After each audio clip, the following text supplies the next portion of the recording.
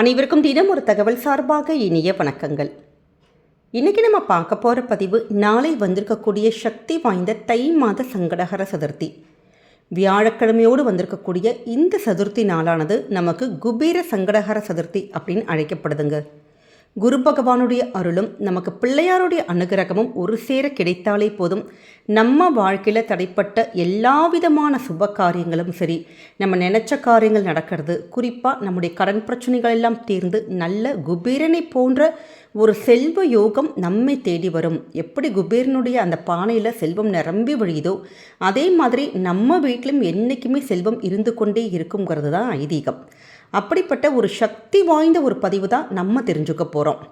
நாளைய தினம் மாலை 6 மணிக்கு இந்த ஒரு பூஜையை உங்கள் வீட்டிலையே நீங்கள் செய்யலாம். ஒரே ஒரு ரூபாய் நாணயம், ஒரு பிடி மஞ்சள், இல்லாட்டி ஒரு ஸ்பூன் அளவுக்கு மஞ்சள் இருந்தால் கூட போதும். உங்கள் வாழ்க்கையில் இருக்கக்கூடிய எப்படிப்பட்ட கடன் பிரச்சனைகளும் தீரும். குபேர யோகம் உங்களை நிச்சயம் தேடி வருங்க. அப்படிப்பட்ட ஒரு சக்தி வாய்ந்த பதிவு தான் நம்ம பார்க்க போகிறோம். பதிவுக்குள்ளே போகிறதுக்கு முன்னாடி நம்முடைய சேனலை இப்போ வரைக்கும் நீங்கள் சப்ஸ்கிரைப் பண்ணாமல் பார்த்துட்ருக்கீங்கன்னா கண்டிப்பாக சப்ஸ்கிரைப் பண்ணிக்கோங்க. அப்போ தான் எங்களுடைய எல்லா நல்ல நல்ல பதிவுகளுமே உடனுக்குடனே வரும். பக்கத்தில் இருக்கக்கூடிய பெல் பட்டனை மறக்காமல் கிளிக் பண்ணிக்கோங்க. இப்போ பதிவை தெரிஞ்சுக்கலாம். நாளைக்கு வந்திருக்கக்கூடிய நமக்கு சதுர்த்தி திதியானது நாளைக்கு அதிகாலை 3:11 துவங்கி அடுத்த நாள் நமக்கு அதாவது வெள்ளிக்கிழமை அதிகாலை நேரம் வரைக்கும் இருக்குது. அதனால் நாளைக்கு முழுக்க நமக்கு சங்கடஹர சதுர்த்தி தான். சில நாட்கள் நமக்கு கொஞ்சம் முன்ன பின்ன இருக்கும். எப்பயுமே இந்த சங்கடஹர சதுர்த்தி பூஜை வழிபாடுகள் எல்லாமே மாலை நேரத்தில் தான் நம்ம செய்வோம். அப்படி நாளைக்கு சாயங்காலம் வரக்கூடிய ஒரு 6 மணிக்கு மேலே எந்த நேரமாக இருந்தாலும் இந்த எளிமையான ஒரு வழிபாட்டை நீங்கள் செஞ்சாலே போதுங்க.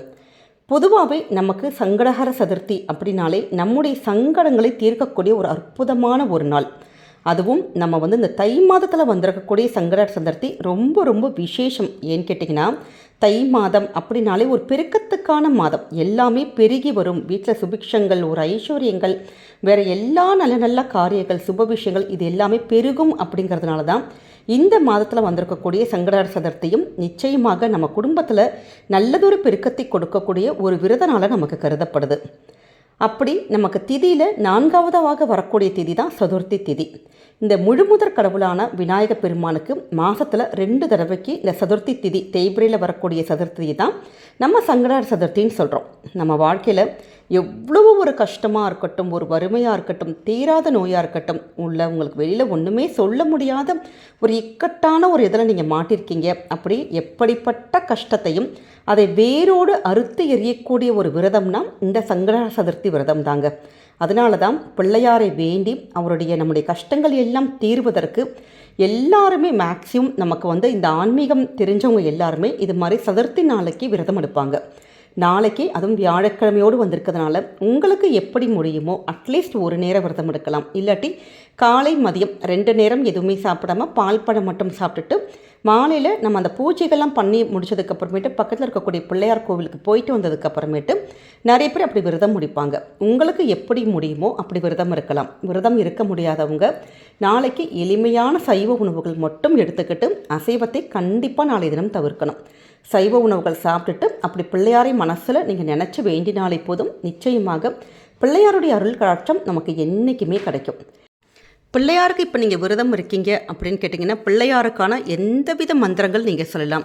இல்லாட்டி ஓம் கணேஷாய நமகன்னு சொல்லலாம், இல்லாட்டி ஓம் கம் கணபதியே நமக. அப்படி பிள்ளையாருக்கான ஏதாவது ஒரு மந்திரங்கள் சொல்லிவிட்டு மனசில் ஆத்மார்த்தமாக வேண்டிக்கிட்டாலே போதும். பிள்ளையாருக்கு பிடிச்ச ஏதாவது நீங்கள் அதாவது ஒரு இனிப்பு வகைகள், ஒரு கொழுக்கட்டை, ஏன்னா பிள்ளையாருக்கு இனிப்பு பதார்த்தங்கள் ரொம்ப பிடிக்கும்.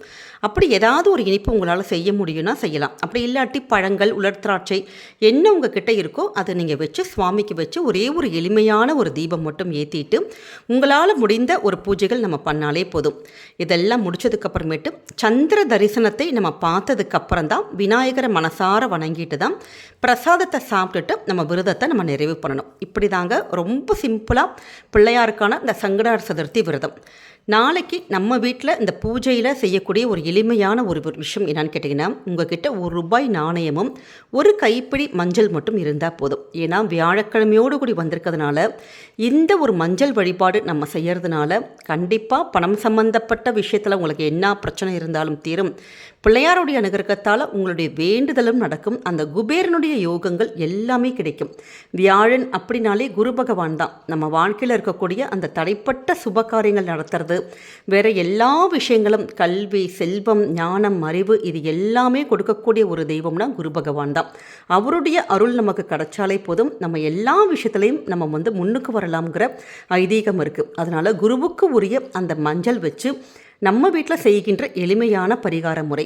நாளைக்கு சுவாமி உங்ககிட்ட என்ன படம், விக்கிரகம் எதுவாக இருந்தாலும் நீங்கள் பூக்கள் மட்டும் வச்சுக்கோங்க. ஒரே ஒரு தீபம் மட்டும் நீங்கள் ஏற்றிக்கோங்க. நெய் அல்லது நல்லெண்ணெய் விட்டு தீபம் ஏற்றிக்கலாம். சின்னதான ஒரு வெத்தலை எடுத்துக்கோங்க. வெத்தலை இல்லாட்டி பித்தளை தட்டு, இல்லாட்டி வாழை இலை, இல்லாட்டி செம்பருத்தி இலை, உங்ககிட்ட என்ன இலைகள் இருக்கோ அதில் கொஞ்சமாக ஒரே ஒரு கைப்பிடி மஞ்சள் மட்டும் போட்டு சுத்தமான தண்ணீர் அல்லது பன்னீர் மட்டும் சேர்த்து குழைச்சி ஒரு மஞ்சள் பிள்ளையார் நம்ம பிடிச்சி வைக்கணுங்க. அப்படி இந்த வெத்தலை மேலே இந்த மஞ்சள் பிள்ளையாரை பிடிச்சிட்டு அதற்கு ஒரு குங்குமம் மட்டும் வச்சுட்டு, இப்போ நம்ம சூக்ஷ்மமான ஒரே ஒரு மெத்தட் என்னென்னு கேட்டிங்கன்னா, கையில் ₹1 நாணயம் வச்சுருக்கீங்க பார்த்தீங்களா, அந்த ₹1 நாணயம் அருகம்புல். இந்த பூஜைக்காக நீங்கள் அருகம்புல் சமர்ப்பிக்கிறதுங்கிறது ரொம்ப ரொம்ப விசேஷம். இப்போ வாய்ப்பே இல்லை எங்களுக்கு, எங்கள் பக்கம் எங்கேயுமே கிடைக்காட்டி நீங்கள் உங்ககிட்ட ஏதாச்சும் உதிரிப்பூ வைக்கலாம். ஆனால் அருகம்புல் தான் இந்த பூஜைக்கான ரொம்ப ரொம்ப ஒரு முக்கியமான விஷயமே. ஏன்னா எப்பயுமே நம்ம பிள்ளையாருடைய வழிபாட்டுக்கு ஒரு அருகம்புல் நம்ம வச்சு சமர்ப்பித்தா கூட போதுமாம், நம்முடைய வேண்டுதல்கள் எல்லாமே கண்டிப்பாக பிள்ளையார் நடத்தி கொடுத்துருவாருன்னு ஐதீகம் இருக்குது. அப்படி நாளைக்கு ஒரே ₹1 நாணயமும் ஒரு அருகம்புல் மட்டும் உங்களுடைய கையில் வச்சுட்டு மனசார உங்களுக்கு என்ன வேண்டுதல் இருக்கோ, உங்களுடைய பண கஷ்டங்கள் தீர்வதற்கு, மன கஷ்டங்கள் தீர்வதற்கு, உங்களுக்கு என்ன விஷயங்கள் நடக்கணுமோ அதை நம்ம வேண்டிக்கலாம். பொதுவாகவே நமக்கு வியாழக்கிழமை அப்படின்னாலே குபேர நேரம் ஒரு 5:30 மணிலேருந்து அதிகபட்சமாக ஒரு 7:30 8 மணிக்குள்ளே நம்ம செல்வோம். இந்த நேரம் குபேரனுக்கான ஒரு நேரம். அந்த நேரத்தில் குபேரனை நினச்ச தீபங்கள் ஏற்றுறது, வழிபாடு பண்ணுறது, இது எல்லாம் விசேஷம். அப்படிப்பட்ட அந்த வியாழக்கிழமையில் குபேரனுக்கான அந்த நேரத்தில் நம்ம பிள்ளையாருக்கு இப்படி நம்ம ரொம்ப சக்தி வாய்ந்த அந்த மஞ்சளை வச்சு பண்ணுகின்ற இந்த ஒரு பூஜை நிச்சயமாக நம்முடைய வாழ்க்கையில் இருக்கக்கூடிய எல்லா விதமான கடன்கள் எல்லாமே நிச்சயம் தீர்ந்து நமக்கு அந்த குபேரனுக்கான ஒரு செல்வம் யோகத்தை கண்டிப்பாக கொண்டு வந்து கொடுக்குங்க. அப்படி இந்த பூஜையில் சொல்லக்கூடிய விசேஷமான குபேர கணபதியின் சக்தி வாய்ந்த மந்திரம் ஓம் கம் கணபதியே நமக குபேர சம்பத் பிரசாதய பிரசாதய ஹும் பட்.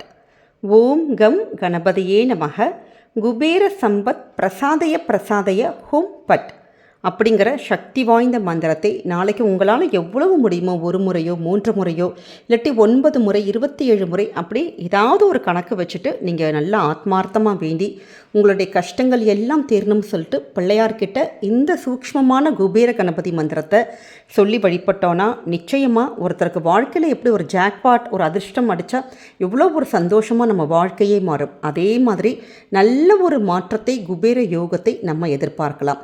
அதே மாதிரி இப்போ நம்ம பூஜை பண்ணியிருக்கோம் பார்த்தீங்களா, அந்த மஞ்சள் பிள்ளையார், ₹1 நாணயம், அருகம்புல், அந்த 3மே அப்படியே 3 நாட்கள் நம்முடைய பூஜை அறையிலே இருக்கட்டும். 3ஆவது நாள் அந்த மஞ்சள் பிள்ளையாரை நீங்கள் அப்படியே தண்ணியில் கரைச்சி செடி ஏதாவது இருந்ததுன்னா நீங்கள் கால்படாத இடத்துல விட்டுடலாம். அந்த அருகம்புலையும் நீங்கள் செடியில் போட்டலாம். இந்த ₹1 நாணயம் இருக்குது பார்த்தீங்களா, அதை மறக்காமல் பக்கத்தில் இருக்கக்கூடிய பிள்ளையார் கோவிலோட உண்டியலில் நீங்கள் சேர்த்துருங்க. இப்படி நம்ம செய்வதன் மூலமாக நமக்கான எப்படிப்பட்ட கஷ்டங்களும் நிச்சயமாக தீரும். குறிப்பாக அந்த பண கஷ்டங்கள் எல்லாம் தீர்ந்து நல்ல ஒரு குபேர யோகம் நம்மை தேடி வரும். வருமானங்கள் எல்லாம் பெருகும். அந்த வருமானம் பெருகுவதற்கான வழிகளும் வாய்ப்புகளும் கண்டிப்பாக நம்ம செய்கின்ற இந்த பூஜையால் நமக்கு கிடைக்குங்க. நம்பிக்கையோடு இந்த வழிபாட்டை செஞ்சு பாருங்கள். நிச்சயம் உங்கள் வாழ்க்கையில் நல்லது மட்டுமே தாங்க நடக்கும். நம்முடைய இந்த பதிவு உங்கள் எல்லாருக்கும் பிடிச்சிருக்கும்னு நினைக்கிறோம். நம்முடைய கமெண்ட் செக்ஷனில் ஆணை முகத்தானே போற்றி போற்றி அப்படிங்கிற அற்புதமான மந்திரத்தை, வார்த்தையை பதிவிடுங்க. நமக்கு பிள்ளையாருடைய அருளால் நீங்கள் நினச்ச காரியங்கள் எல்லாமே நடக்கணும், நல்ல பணம் பெருக்கணும்னு சொல்லிட்டு நாங்களும் சுவாமி கிட்ட வேண்டிக்கிறோம். இந்த பதிவு உங்களுக்கு தெரிஞ்ச ஃப்ரெண்ட்ஸ் அண்ட் ஃபேமிலி மெம்பர்ஸ்க்கும் ஷேர் பண்ணுங்கள். அவங்களும் இதை பார்த்து பயன்பெறட்டும். நம்முடைய சேனலை நீங்கள் இப்போ வரைக்கும் சப்ஸ்கிரைப் பண்ணாமே பார்த்துட்ருக்கீங்கன்னா கண்டிப்பாக சப்ஸ்கிரைப் பண்ணி உங்களுடைய ஆதரவுகள், சப்போர்ட்டுகள் எங்களுக்கு என்றைக்குமே கொடுக்கணும். மீண்டும் வேறொரு நல்ல பதிவோடு உங்களை சந்திக்கிறோம். நன்றி, வணக்கம்.